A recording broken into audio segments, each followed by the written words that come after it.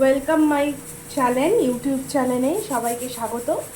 তো আজকে রান্নার মধ্যে আমার বাচ্চার জন্য হবে এদিকে আলু ভাজা, এদিকে ঘুগনি মানে মটর দিয়ে। তো সেটা আমি আজকে শেয়ার করতে চলেছি। তো তোমরা প্রথম থেকে শেষ অবধি ভিডিওটা দেখো আর ভালো কমেন্ট করে আমি শেয়ার করে জানিও, অবশ্যই জানিও। চলো দেখতে থাকি। প্রথমে কড়াই গরম করে দেবো কিছুটা তেল দিয়ে। এটা আলাদা করে বলার কিছু নেই যে আলু ভাজাটা কেমন হবে। আলু ভাজাটা নর্মালি গোল গোল করে কেটে, যেহেতু গোল আলু ভাজা হবে তাই গোল গোল করে কেটে নুন হলুদ মাখিয়ে নিয়েছি আলুটা এখানে। তো এবার এটা আস্তে আস্তে করে তেলটা গরম হয়ে গেছে, তো আমি এবার আলুগুলো দিয়ে দিলাম।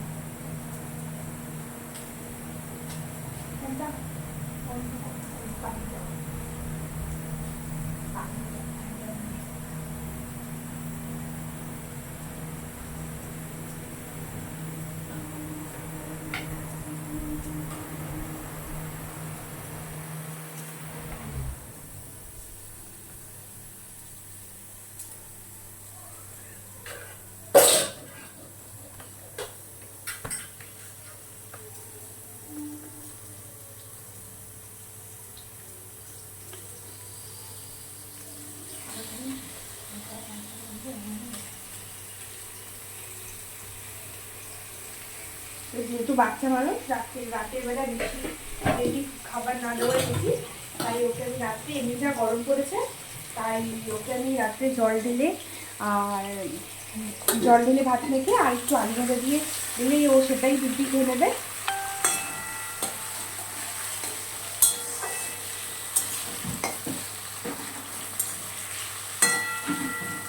চলো আলুটা ভাজা করার পরে আমাদের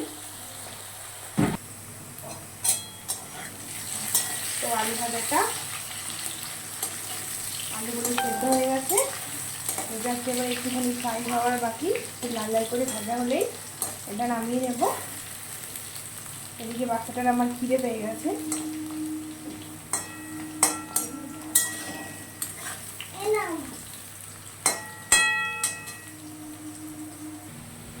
আলু ভাজাটা হয়ে এসেছে, প্রায় লাল লাল হয়ে গেছে। এবার আমি এটা নামিয়ে নেব। আমি এই তেলের মধ্যেই আমার ঘুগনিটা বসিয়ে দেবো। তো দেখো আলু ভাজিটা, বাবা এই একটা আলু আবার ফুলে উঠেছে। এই আলুটা দেখে আমার মেয়ে খুব খুশি হবে।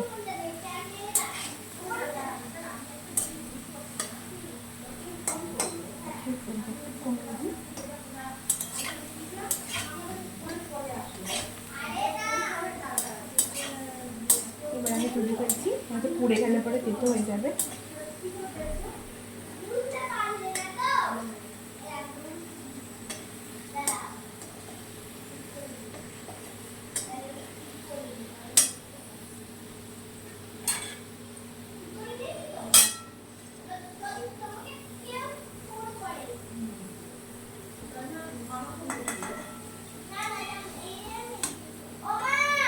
বলো,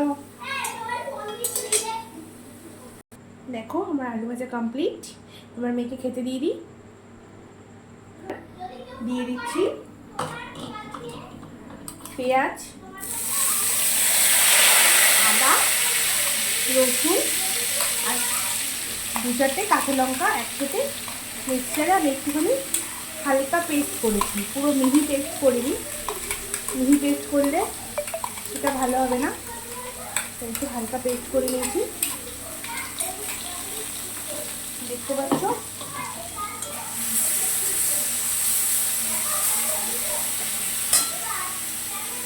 এর মধ্যে 2টো শুকনো লঙ্কাও দিয়েছিলাম, যার জন্য এরকম হয়েছে।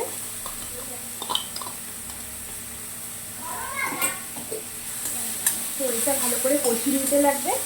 এর মধ্যে আমি আরও একটু সামান্য তেল দিয়ে দিলাম। একে একে হলুদ গুঁড়োটা কমই দিলাম, কারণ নুন হলুদ দিয়ে মটরটা আমি সেদ্ধ করে রেখেছি। সেদ্ধটা তোমাদের সঙ্গে শেয়ার করলাম না, সেদ্ধটা কীভাবে করে তোমরা মোটামুটি সবাই জানো। আর আমি এখানে অল্প একটু লঙ্কার গুঁড়ো দেবো, যেহেতু কাঁচা লঙ্কা দিয়েছি তাই। আর এখানে একটু জিরে গুঁড়ো দেবো অল্প, না দিলে নয়, তাও অল্প একটু দিলাম।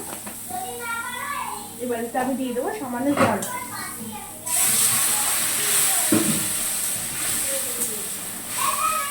দিয়ে মশলাটা ভালো করে, যাতে মশলার কাঁচা গন্ধটা না থাকে, একটু ভালো করে নাড়িয়ে চাড়িয়ে দিতে হবে। একটু কষিয়ে নেব। কষিয়ে নেওয়ার পরে আমি এরপরে সেদ্ধ করা মটরটা এর মধ্যে দিয়ে দেবো। মশলাটা কষানো প্রায় হয়ে এসেছে। এবার আমি এই সেদ্ধ করা মটরগুলো দিয়ে দেবো। আলু আছে এর মধ্যে কিছু, আলুর পরিমাণটা একটু কম দিয়েছি।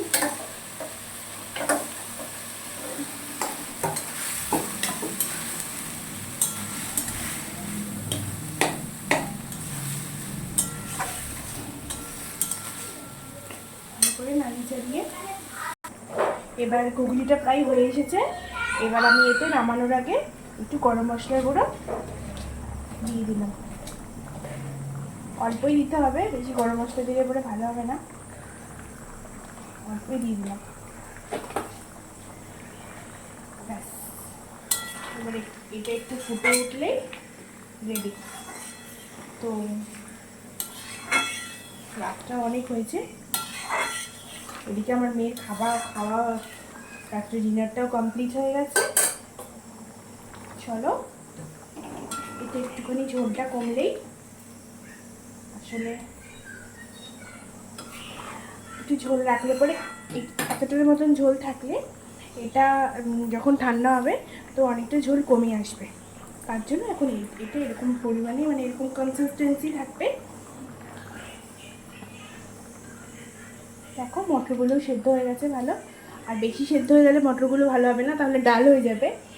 আর তাই এরকম ঠিক যখন নুন হলুদ দিয়ে মটরটা সেদ্ধ করা হবে তখন দুটো, জোর হলে 3টে সিটি দিয়ে রেখে দিতে লাগবে। স্ট্যান্ডিং টাইম দিয়ে রেখে দিলে পরে মটরটা ভালো সেদ্ধ হয়ে থাকবে। তাহলে আর দুবার করে প্রেশার কুকারে দিতে হবে না, ওদের মটর সেদ্ধ হতে একটু টাইম নেয়। তো দেখো হয়ে গেছে কমপ্লিট আমার রান্না। দেখলে তোমরা,